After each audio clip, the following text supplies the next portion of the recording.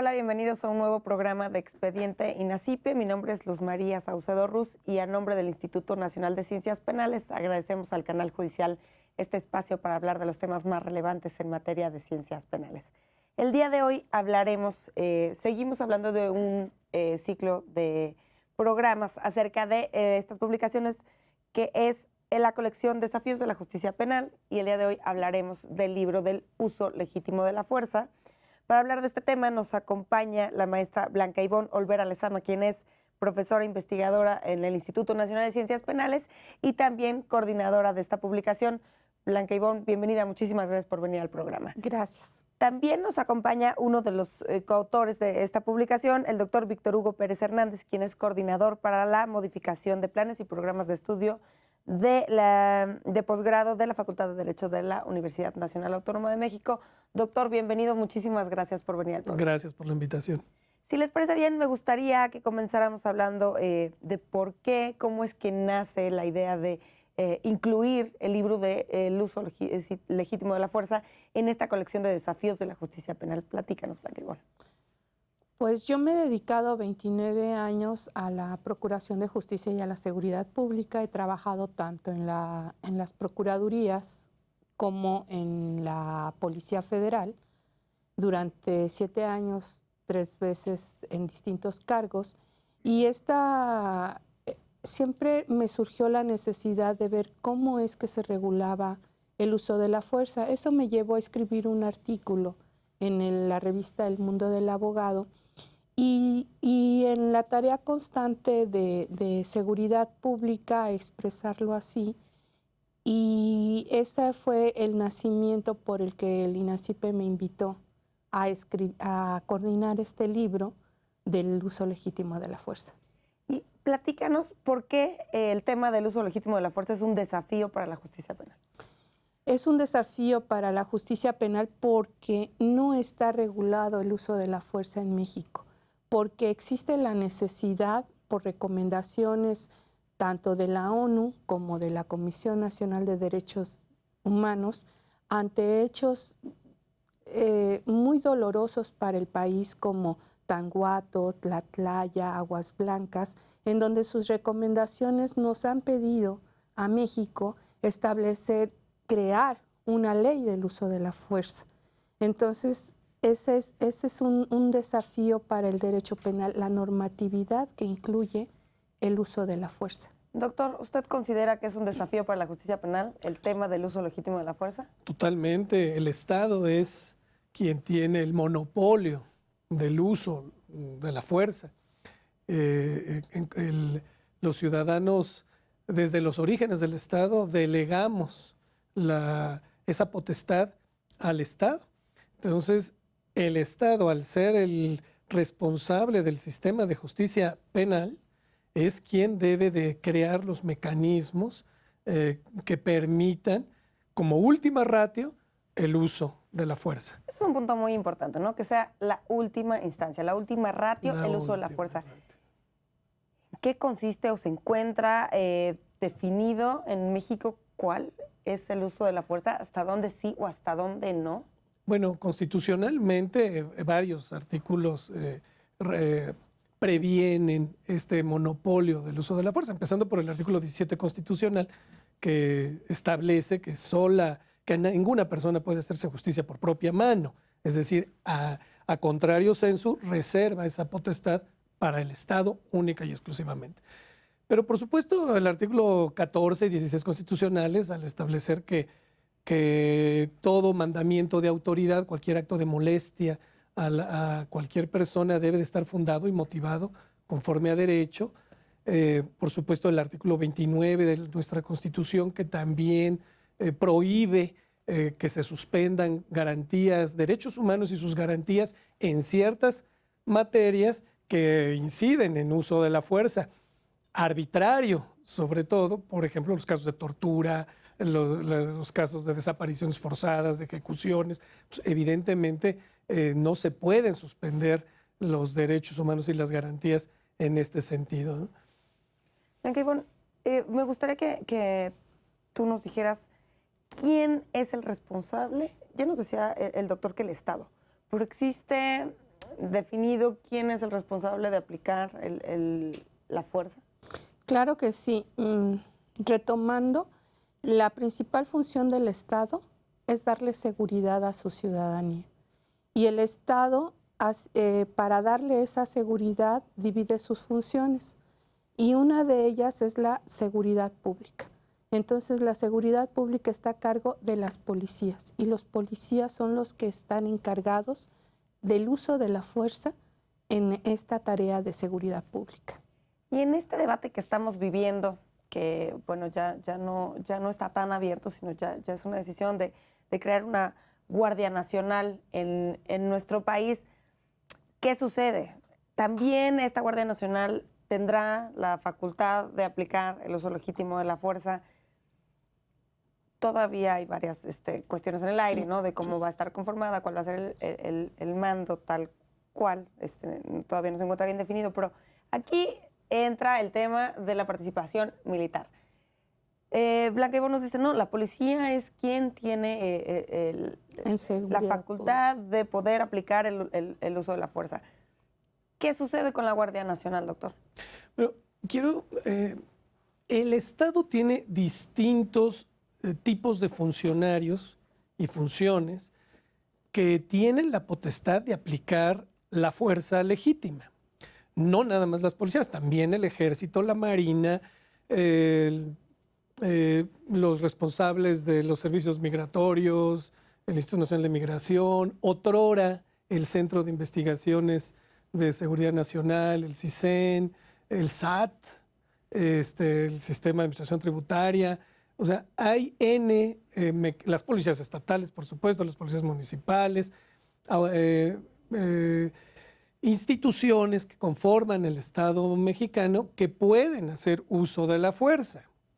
El problema que se ha presentado en nuestro país es que cada institución ha desarrollado sus manuales, sus protocolos, sus lineamientos. Algunos estados han avanzado en algunas legislaciones, en el caso de la Ciudad de México, Chiapas, Puebla, San Luis Potosí, con buenas y malas experiencias, algunas en operación y otras suspendidas. Pero hay otras instituciones que inclusive no tienen ningún lineamiento, ¿no? Por ejemplo, el Sistema de Administración Tributaria. O sea, no existe y portan armas de fuego. Pueden, o sea, tienen la facultad de hacer uso legítimo de la fuerza, ¿no? Un agente del Instituto Nacional de Migración que detiene a un migrante o a una persona indocumentada para retornarla a su país, hace uso de la fuerza legítima. Y no existe un instrumento común, general, para todas las autoridades de nuestro país, de los 3 órdenes de gobierno, que norme su actuación cuando requieren hacer uso de la fuerza. Pero sí está establecido en qué situaciones se puede utilizar, o sea, porque esto es importante, ¿no? O sea, sabemos que todos ellos pueden, pero ¿cuándo? Retomando. Son 2 grandes rubros. La seguridad nacional, que es la que utiliza el uso de la fuerza los entes militares, Sedena, Marina, y la seguridad pública, que son todos los policías, incluidos ministeriales, los policías federales, los que están en el SAT, que dice el doctor, los custodios, son esos 2 grandes rubros. Cada quien es diferente el uso de la fuerza que se usa a nivel nacional, o sea, que usan los marinos, los militares, y tienen su propio manual, que el de seguridad pública que usan los policías. Estos 3 policías son de los 3 órdenes de gobierno, estatal, bueno, municipal. También está la seguridad interior, ¿no? Ya salen más que la Guardia Nacional va más dirigida a la seguridad interior. Por eso ahora es todavía más controversial, porque si no había una estandarización del uso de la fuerza para los policías de los 3 órdenes de gobierno, estaba muy diferenciado el uso de la fuerza, en el sentido de que hay un manual para los militares en sentido de seguridad nacional, pero en seguridad pública no había esa estandarización. Por eso o sea, la necesidad de una ley que los regule a todos. Y ahora que nos surge lo de la Guardia Nacional, es otro reto más, porque la Guardia Nacional, siendo que van a ser militares que antes tenían la seguridad nacional, ahora también van a tener funciones de seguridad pública. Entonces, por eso, o sea, la seguridad de los ciudadanos, porque la seguridad ciudadana es la que resguardan los policías y la seguridad nacional es la que resguardan los militares.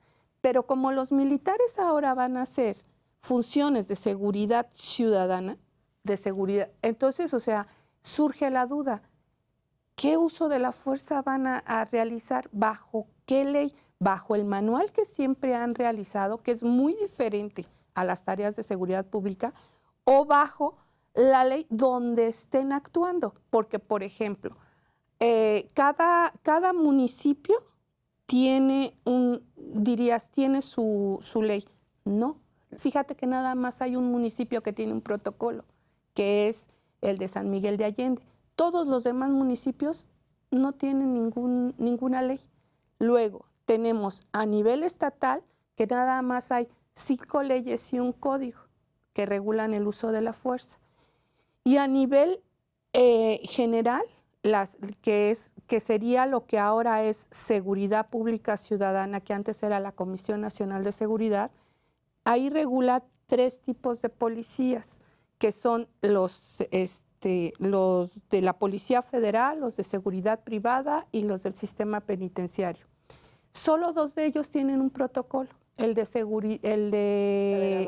la Policía Federal y Seguridad Privada. Y el de los custodios no lo tienen. Entonces, o sea, ni siquiera tiene regulado la propia seguridad pública un estándar, porque un protocolo puede decir una cosa y otro protocolo puede decir otra, y a nivel nacional el manual es otra situación totalmente diferente. Una pregunta, entonces, en estas regulaciones, vamos a llamarlas, porque en algunos casos son manuales, en algunos casos son protocolos, en algunos casos hay legislaciones locales.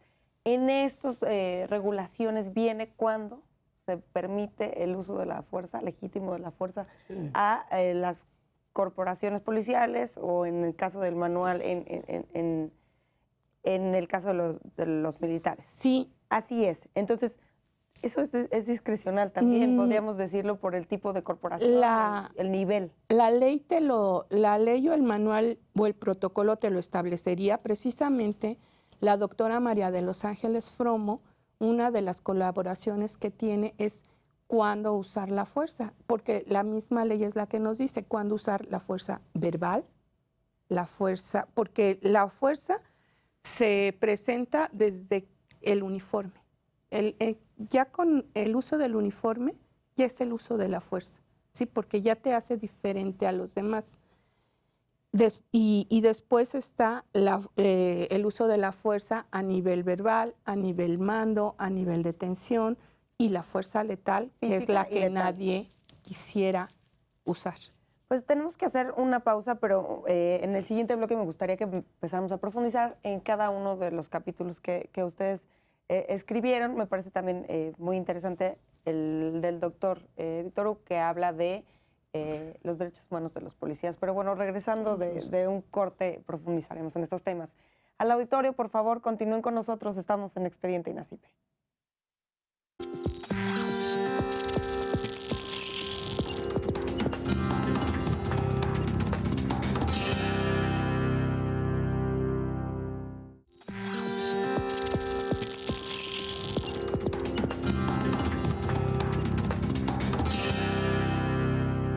Gracias por continuar con nosotros en Expediente INACIPE. Les comento que pueden estar en contacto con nosotros a través de nuestro Twitter, que es @expediente_, y darnos sus comentarios y sugerencias acerca de nuestros programas, en especial el del día de hoy, que estamos hablando del uso legítimo de la fuerza, que es una de las publicaciones más recientes del Instituto Nacional de Ciencias Penales.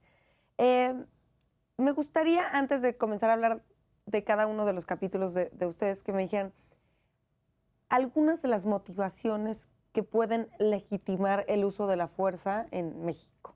Si quiere, doctor Víctor Hugo, platíquenos algunas, por favor. Con mucho gusto. La preservación del Estado de Derecho, sin duda alguna, ¿no? Es una de las principales causas. Segundo, ante la comisión de algún ilícito previsto, sancionado por las leyes penales sobre todo, pero no exclusivamente. Cuando un juez civil, por ejemplo, una autoridad administrativa tiene que ordenar un cateo, va a hacer uso de la fuerza, o tiene que ordenar una auditoría, por ejemplo, una revisión, están haciendo uso legítimo de la fuerza, de esa potestad que el Estado tiene. Pero en materia penal, sobre todo es legítima cuando se violentan o están en riesgo las prerrogativas fundamentales de todas las personas. Cuando hay que salvaguardar la vida, la seguridad, la salud, por supuesto, en los casos de una epidemia, en casos de meteoros naturales, bueno, pues es necesario hacer uso legítimo de la fuerza, es necesario establecer cercos, establecer restricciones a la circulación de las personas, es necesario, o bien cuando hay resistencia a la autoridad, cuando hay un mandamiento debidamente motivado y fundado en derecho, y la persona o las personas imputadas se rehúsan a acatar ese mandamiento, bueno, pues es legítimo utilizar la fuerza, ¿no? Blanca Ivonne, algo que añadir a cuáles son las motivaciones que legitiman el uso de la fuerza por parte del Estado. La legitimidad la encontramos cuando algo está establecido en una ley. Entonces, o sea, para que el uso de la fuerza sea legítimo, tiene que estar en una ley. Que no tenemos. Entonces, que no tenemos. ¿Tú consideras que ahorita no es legítimo el uso de la fuerza? En ciertos casos, sí. ¿Por qué? Porque si en un estado no hay ley del uso de la fuerza, en un municipio no está un protocolo o algo que regule la fuerza, pues entonces, o sea, la ley lo que te da es decir, en este caso vas a usar la fuerza verbal, en este caso vas a usar la fuerza restrictiva, en este caso la letal, ¿sí? Entonces, o sea, si no está establecido en una ley, no es legítima. Entonces, o sea, a nivel nacional tenemos que regular ese uso de la fuerza para que sea legítimo el uso de la fuerza, porque si no, pues no lo es. Y más ahora con lo de la Guardia Nacional, tenemos que ser muy claros y muy precisos en establecer una ley que regule el uso de la fuerza para que así la policía que dependa de Sedena, la policía que dependa de Seguridad Ciudadana, utilice las mismas reglas, todas sean iguales. Y la ley, ¿qué es lo que te da? Te da precepto y te da sanción. Si un policía no usa debidamente la fuerza, no hace el uso de la fuerza como lo estableciera la ley, va a tener una sanción. Y eso le va a dar la seguridad a la ciudadanía que si ese policía usó la fuerza, que si ese militar usó la fuerza en funciones de seguridad pública, va a ser legítimo, ¿sí? Un protocolo, aunque trae la normatividad, no trae sanción, solamente es indicativo. Entonces, por eso es que no es de tanta utilidad y por eso es que las organizaciones como la ONU nos han solicitado a México el legitimar el uso de la fuerza. Si te parece bien, vamos a hablar del capítulo de tu autoría, que es alcances y restricciones de la regulación del uso legítimo de la fuerza. Es un poco también recapitular de lo que ya hemos estado hablando en el bloque anterior y en este. ¿Podrías recapitular y decirnos cómo está regulado en las entidades federativas? Me decías, un municipio tiene regulación. ¿Cuántas entidades federativas tienen regulación en materia del uso legítimo de la fuerza? Solamente 6 y una de ellas tiene un código que es Chiapas. Las otras 5 tienen una, para eso les recomendaría leer el libro. para que observen cuáles son las otras 5 entidades que tienen específicamente una ley del uso de la fuerza, y las otras demás entidades el uso de la fuerza lo ven contemplado en su ley general de seguridad pública que tiene cada entidad federativa. Entonces, o sea, son muy limitadas porque se remiten a un solo artículo, 2 artículos, 3 artículos, pero no a todo el conjunto de la regla que es cómo se va a usar la fuerza, qué se necesita para usar la fuerza, porque también más adelante, pues, o sea, veremos los derechos de los policías, y el que los policías tengan reglas claras les da seguridad a ellos, así como se los da a la ciudadanía, porque cuando sean juzgados por el uso de la fuerza, van a decir, yo lo hice como estaba en la ley y no hice nada fuera de la ley, ¿no? Dentro del capítulo haces referencia, bueno, a las regulaciones locales y también a la normatividad que hay como ya nacional, ¿no? Bueno, existe una normatividad sobre el uso de la fuerza de la Procuraduría General de la República.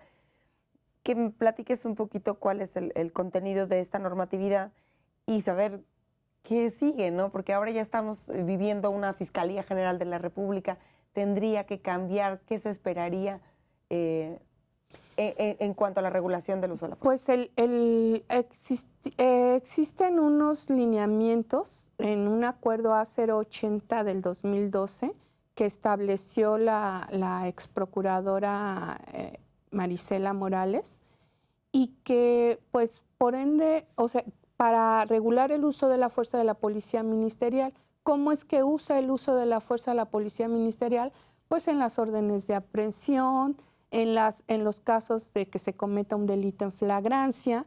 Y entonces, o sea, esos pues están, ya no están actualizados, no están actualizados ni con el protocolo del primer respondiente, ni con el nuevo sistema de justicia penal. Entonces tendrían primero, pues, o sea, que actualizarse, ¿no?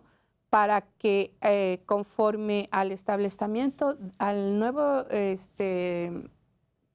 la nueva Fiscalía General, se actualicen conforme a la normatividad penal. Esto no sería necesario si se estableciera esta ley del uso de la fuerza. Esta ley salvaría todas las regulaciones que hay. Pero me llama la atención que en el capítulo hablas de el uso de la fuerza por el primer respondiente. Me estás diciendo que no está actualizado estos lineamientos. Y me llama la atención porque al hablar del sistema de justicia penal acusatorio, siempre se habló del primer respondiente como el eslabón más débil. Y el tema de que el primer respondiente pueda hacer uso de la fuerza pues es que preocupante, ¿no? Tal vez. Es que el primer respondiente puede usar la fuerza en caso de flagrancia. Entonces, o sea, al llegar in situ, incluso el protocolo del primer respondiente lo que trae es un informe sobre el uso de la fuerza, más no cómo usarlo.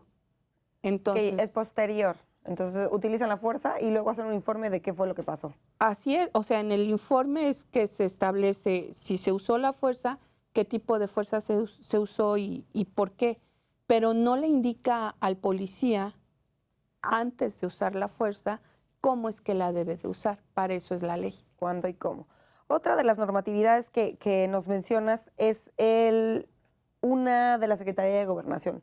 Y yo me imagino porque dentro de la Secretaría de Gobernación estaba pues la dependencia de la Comisión Nacional de Seguridad en la administración pasada. ¿Qué sucede ahora? Que volvemos siempre a lo mismo, ¿no? Debe de haber una ley general, una ley. Pero, ¿qué sucede con la normatividad que hay? Y con la normatividad que hay no está alineada, en el sentido de que en 2012 también había unos lineamientos del uso de la fuerza, porque en 2012 no era la Secretaría de Gobernación, sino era la Secretaría de Seguridad Pública. Y entonces establecía esos lineamientos para sus 3 organismos desconcentrados, que es Policía Federal, Policía Privada y las policías penitenciarias. Luego entonces, cuando evolucionó a Gobernación y a Comisión Nacional, siguieron estos 3 órganos desconcentrados, pero solo 2 realizaron, como ya lo comentamos, su protocolo del uso de la fuerza y otro no. O sea, ni siquiera entre ellos mismos han alineado este uso de la fuerza. Y el protocolo de uso de la fuerza de la Policía Federal es muy reciente, no es que se haya aplicado desde inicios de la administración. ¿A qué crees que se deba que haya habido interés o preocupación por crear estos protocolos por lo pronto para la Policía Federal recientemente? Pues ante que no la administración anterior no sacó la ley, los organismos desconcentrados dijeron vamos a sacar nuestro protocolo porque estaba mucho en discusión la salida de la ley. Incluso la CONAGO dijo, sí, está la necesidad, vamos a probar a sacar una ley. Luego cambiaron de opinión y dijeron un protocolo. Y finalmente no salió ni el protocolo ni la ley. Y entonces estos organismos están tratando de cubrir para legitimar precisamente el uso de la fuerza de sus elementos. Blasón, en tu capítulo hablas de recomendaciones emitidas por los representantes de derechos humanos a nivel nacional e internacional sobre el tema del uso de la fuerza. Platícanos un poco cuáles son los puntos coincidentes de estas recomendaciones. Pues los puntos coincidentes es que debe de haber una ley, que el uso de la fuerza tiene que ser proporcional y necesario. No se debe dar un mal uso al uso de la fuerza, que se debe de usar en última instancia. O sea, la mejor manera de usar la fuerza es precisamente no usarla. Me parece muy interesante. Más adelante te pediré que nos cierres tu participación con unas conclusiones, pero me gustaría hablar del capítulo del doctor Víctor Hugo Pérez. Doctor, su capítulo se titula Derechos humanos de los policías en el uso legítimo de la fuerza. ¿Por qué hablar de este tema y cuál es la importancia de los derechos humanos de los policías? Claro, porque si bien es cierto que existen estándares internacionales y nacionales, que ya mencionaba la doctora Ivonne Olvera, para el uso de la fuerza, Naciones Unidas, Comité Internacional de la Cruz Roja, la Corte Interamericana de Derechos Humanos y por supuesto nuestra Suprema Corte de Justicia de la Nación ha emitido diversos criterios sobre el uso legítimo de la fuerza, Naciones Unidas, CICR, etcétera, que tienen que ver con la necesidad, la urgencia, la proporcionalidad, la racionalidad que estaba mencionando la doctora Olvera. También es cierto que en la medida en que respetemos los derechos humanos de los policías, esto se verá reflejado en un mejor uso de la fuerza y una mejor aplicación de la fuerza. El servidor público o el responsable de hacer cumplir la ley que no cuenta, por ejemplo, con el conocimiento adecuado, la capacitación adecuada en materia de derechos humanos, que no puede distinguir en qué momento se debe de respetar un derecho humano, en qué momento deja de ser derecho humano y se debe de limitar el ejercicio también, porque los derechos humanos también tienen límites. Entonces, ¿en qué momento un derecho humano deja de ser derecho humano y se convierte en una conducta ilícita y hay que hacer uso de la fuerza? Bueno, pues evidentemente el policía, el servidor público, el responsable de hacer cumplir la ley, tiene que estar capacitado en ello, tiene que estar formado. Entonces, hasta este punto siempre se ha preocupado, o nos hemos preocupado por que se respeten los derechos humanos de las personas, no del policía, ¿no?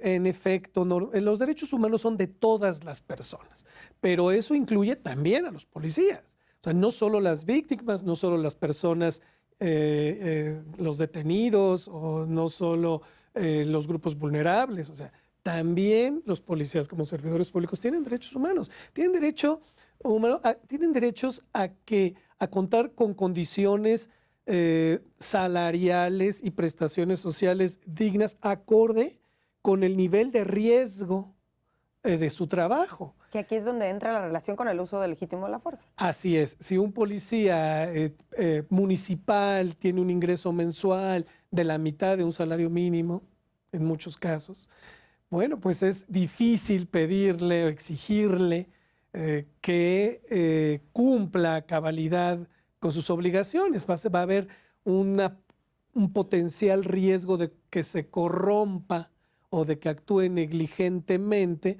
pues porque no cuenta con las remuneraciones dignas que le permitan cumplir con su función policial como es debido.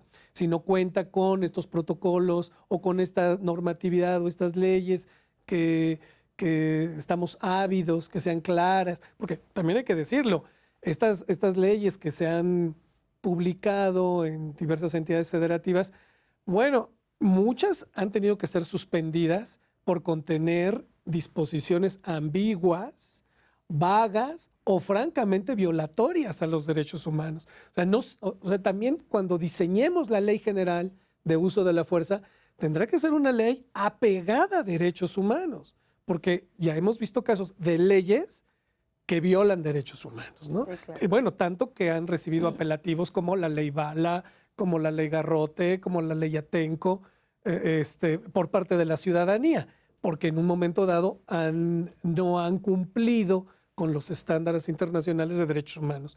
Entonces, los policías tienen, primero, derecho a que se les pague un salario digno, a que tengan derecho a que se les capacite y se les muestre el manejo adecuado de las armas letales y de los dispositivos no letales, porque a menudo, pues, en algún operativo les entregan las armas letales o no letales, y a veces las letales se convierten en letales, ¿no? Cuando una granada de gas lacrimógeno que tiene la finalidad de solamente repeler, termina por fracturarle el cráneo a una persona y muere esa persona, se vuelve letal, ¿no? Es muy importante la capacitación en este tema, porque también hemos visto situaciones en las que el policía, por miedo a... no actúa. No actúa. Y peor aún, no solo no actúan, sino son agredidos letalmente en muchas ocasiones por parte de, pues de la ciudadanía o de la delincuencia o de quien sea, ¿no? Sí, incurre en responsabilidad del servidor público por acción y por omisión. A menudo, ¿no? O sea, cuando también, estando facultado para hacer uso de la fuerza, no la utiliza, siendo necesario utilizarla para salvaguardar la seguridad, la vida de terceros, y no la utiliza, o bien cuando la utiliza para dar cumplimiento a una orden de un superior arbitraria.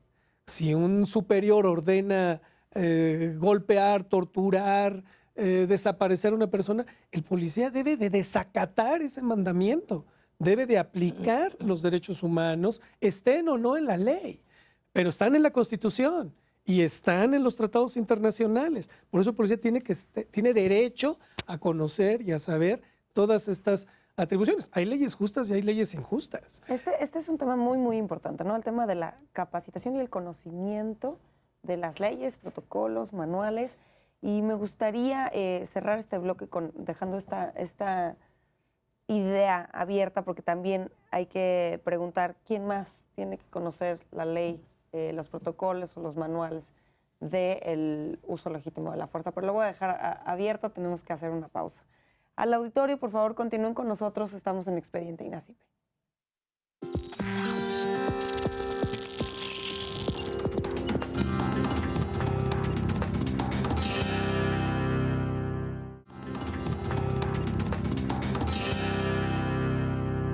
Gracias por continuar con nosotros en Expediente INACIPE. Les recuerdo nuevamente que pueden estar en contacto con nosotros a través de nuestro Twitter, que es @expediente_.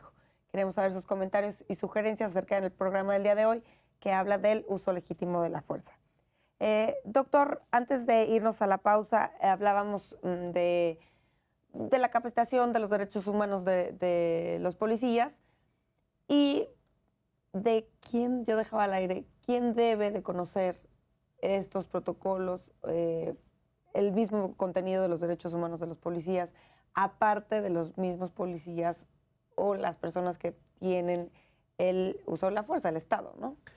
Por supuesto, toda la ciudadanía debemos preocuparnos por conocer los parámetros de respeto, protección, promoción de los derechos humanos, de nuestros propios derechos y de los derechos de los demás, ¿no? Donde empieza mi derecho humano o donde termina, pues termina donde empiezan los suyos, donde empiezan los de los demás, ¿no? En fin, en el caso de las instituciones de seguridad pública, si bien la ley del Sistema Nacional de Seguridad Pública establece un capítulo sobre uso legítimo de la fuerza que aplica para todas las policías o para todos los responsables de hacer cumplir la ley en nuestro país, en principio, también es cierto que la cadena de mando, toda la cadena de mando, desde el titular de la institución y de la dependencia de seguridad hasta el elemento de a pie operativo que va a ejecutar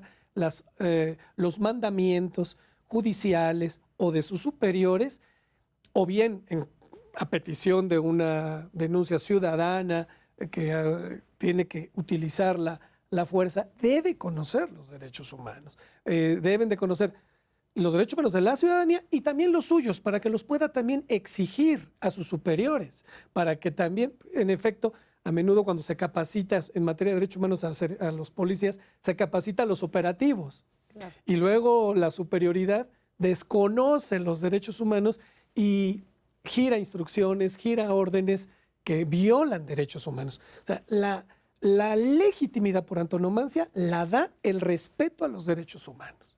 Estén o no estén en la ley, tienen que respetarse los derechos humanos. Entonces, ¿quién tiene que saber? Por supuesto, la ciudadanía tiene la obligación también de respetar al policía. O sea, la ciudadanía tenemos el deber de no cometer ultrajes a la autoridad, de no de reconocer que, bueno... Pasa, o sea, no pasa muy a menudo, o sea, la ciudadanía no conoce. Eso es lo que hay que decirlo con todas sus letras, no conoce, conocerá poco de derechos humanos, pero no de los derechos humanos del policía. A veces no conoce, y claro, no tendría por qué también saberlo, por eso es una responsabilidad del Estado realmente crear todos estos mecanismos de difusión, de promoción de derechos humanos. ¿Qué sucede en el desafortunado acontecimiento que hubo recientemente en Hidalgo, ¿no? Que este caso era... Tlahualilpa. Eran los militares quienes estaban pues ahí pidiendo a la ciudadanía, podríamos decir que estaban utilizando la fuerza para que no tuvieran acceso a los lugares, y la ciudadanía no hizo caso. Los rebasó.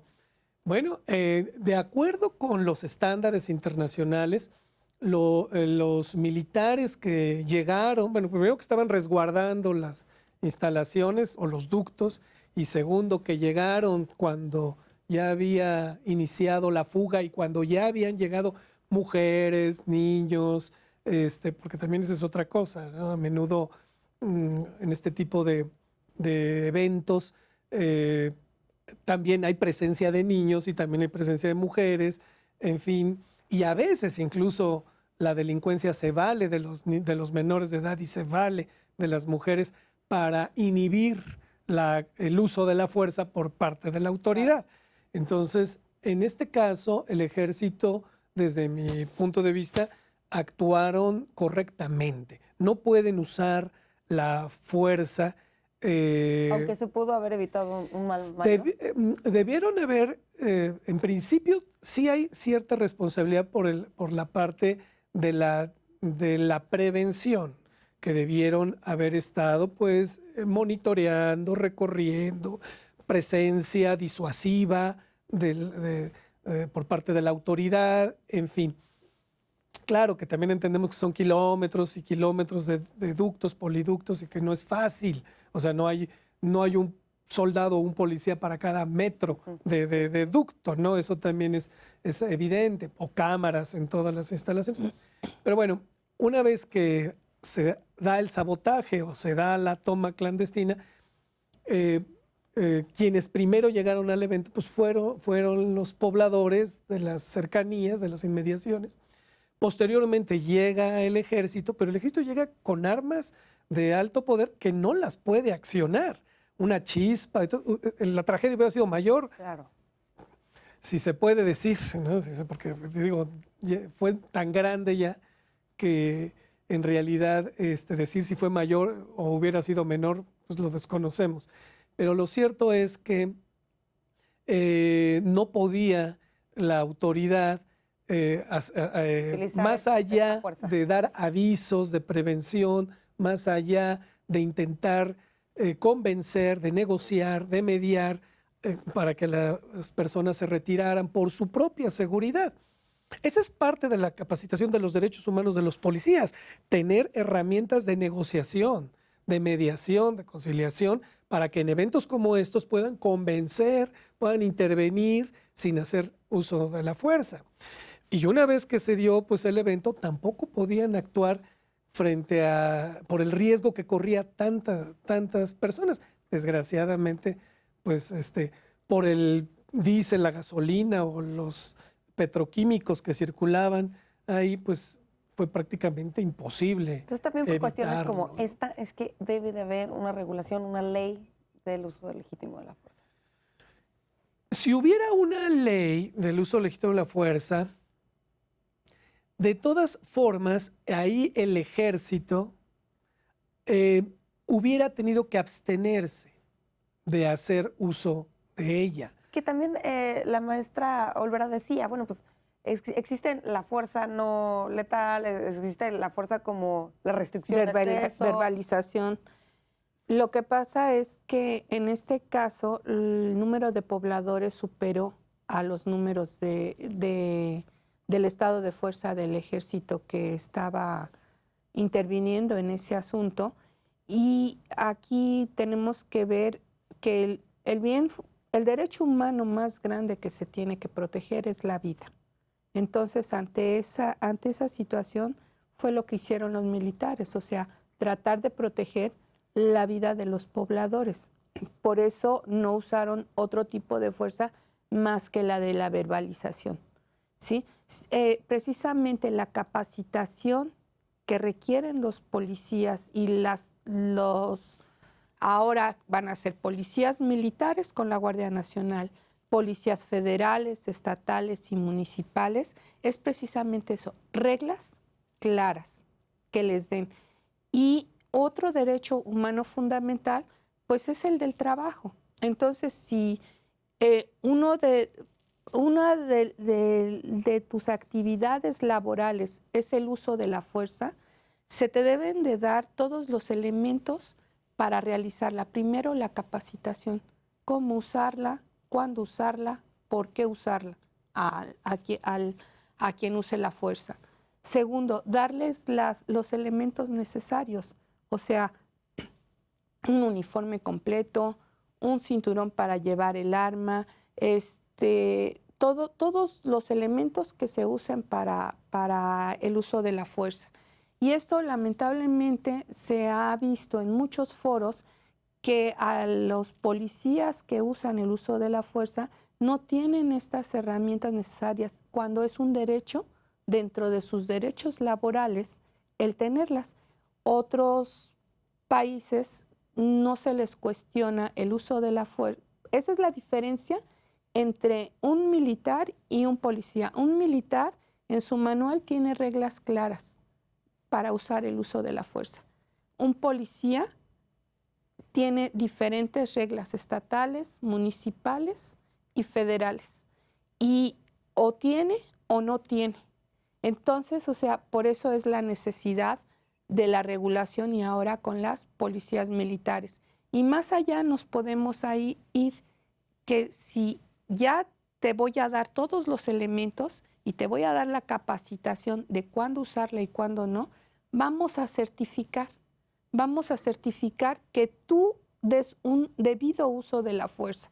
Y esto ocurre en otros países, como por ejemplo en Estados Unidos, cuando las fuerzas policiales usan el uso de la fuerza, no son cuestionados en este sentido porque siguieron exactamente los pasos que les decía la ley, la regla. No uses, ¿por qué? Porque máximo bien jurídico tutelado es la vida. El Estado está para dar seguridad a los ciudadanos, está para darles esa seguridad de su vida. En este caso, de Hidalgo, o sea, el principal bien jurídico tutelado era su vida. Claro. Quisiera continuar con el tema de los derechos humanos del policía en el tema del uso legítimo de la fuerza, y en su capítulo hace referencia a los derechos humanos policiales a nivel internacional en el uso legítimo de la fuerza. ¿Esos en dónde están contemplados? En distintos instrumentos internacionales. Realmente, desde el Pacto de Derechos Civiles y Políticos, en el Código de Conducta para funcionarios responsables de hacer cumplir la ley de las Naciones Unidas, en los propios principios de Naciones Unidas para el uso de la fuerza, en su capítulo en sus considerandos, en su proemio, establece varios de esos derechos humanos de los policías. Por supuesto, respeto a la dignidad policial, todo lo que estábamos hablando de contar con las remuneraciones, con los derechos sociales salvaguardados debidamente, con la debida profesionalización, capacitación, con los protocolos, los manuales de actuación, etcétera. Están contenidos ahí, pero también hay que decir que han sido también aterrizados en algunas de las normatividades nacionales. Por ejemplo, la Ley de Uso Legítimo de la Fuerza del otrora Distrito Federal, hoy Ciudad de México, tiene 3 o 4 artículos que hacen referencia a los derechos humanos de las y los policías en el uso legítimo de la fuerza. O sea, contar con todos estos elementos. O sea, sí existen los instrumentos internacionales, pero también sí existen buenos ejemplos Sí existen buenos ejemplos, claro. Nacional. Sí, hay incipientes, pero están. Y además, creo que son de sentido común, aunque luego es el menos común de los sentidos, pero es de sentido común que para una espléndida o mejor función policial, pues se requiere tener también las condiciones óptimas para ese ejercicio, porque si no el policía va a actuar como pueda. Lo que estábamos hablando de Tlahualilpa, bueno, los soldados que estaban ahí vigilando o cuidando o que arribaron al lugar de los hechos no tenían equipo antimotín. O sea, no tenían equipo antimotín, no tenían ese tipo de fuerza. No lo tenían. O sea, simplemente, aunque hubieran querido usar algo, solamente tenían su arma larga y nada más. Y además no tenían la capacitación, antimotines para repeler ese tipo o para controlar esa situación.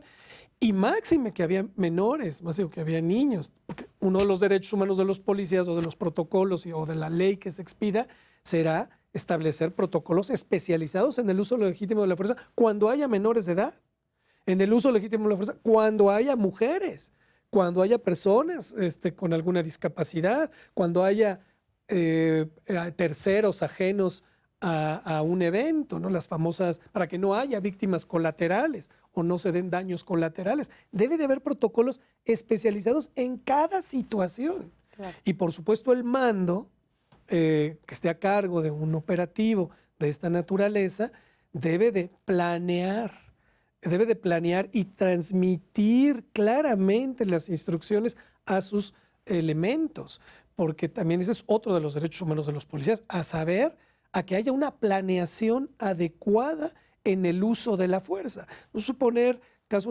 rehenes, una situación de rehenes, en una situación de un secuestro, en una situación en qué momento el policía puede o no decidir, un francotirador, si dispara, si acciona su arma o no contra un terrorista, por ejemplo, ¿no? Porque también hay niveles en el uso de la fuerza, porque hay niveles de agresores y de situaciones, sí. ¿No? En alguna ocasión yo escuché a la secretaria general de Amnistía Internacional, igual en alguna reunión con algunas altas autoridades de nuestro país, exigir la creación de protocolos en el uso de la fuerza en tareas de seguridad pública. Y bueno, el interlocutor por parte del Estado mexicano le preguntaba cómo se debe de actuar, por ejemplo, cómo debe actuar un policía ante un terrorista, ante un miembro de la delincuencia organizada que utiliza bazucas o que utiliza calibres 50, ¿no? Que son baterías antiaéreas, cuando el policía pues lleva una pistola de 9 milímetros que no se compara, que no puede repeler. No es sencillo, pues, cómo vamos a utilizar, cómo se podría verbalizar una situación así. Bueno, se va a intentar, es la primera acción, pero hay maleantes, hay personas complicadas, ¿no? que no se prestan para eso. Y las otras, como la que vimos desgraciadamente estos días, en donde, bueno, pues hay N civiles que corren riesgo y que no es fácil tomar una decisión de esa naturaleza, ¿no? Doctor y maestro Alvear, nuestro tiempo se terminó, pero yo les agradezco mucho que hayan venido a hablarnos de sus participaciones, sus capítulos en este libro, El uso legítimo de la fuerza. También invito al auditorio a consultarlo. Lo pueden encontrar en la librería del Instituto Nacional de Ciencias Penales y también lo pueden adquirir a través de la página de internet del Instituto Nacional de Ciencias Penales, que es www.inacipe.gov.mx. Pues muchas gracias por haber venido. Gracias. Esperamos tenerlos nuevamente por acá. Con mucho gusto. Al auditorio les agradezco que nos hayan acompañado el día de hoy y los invito a que nos acompañen la próxima semana en un nuevo programa de Expediente INACIPE.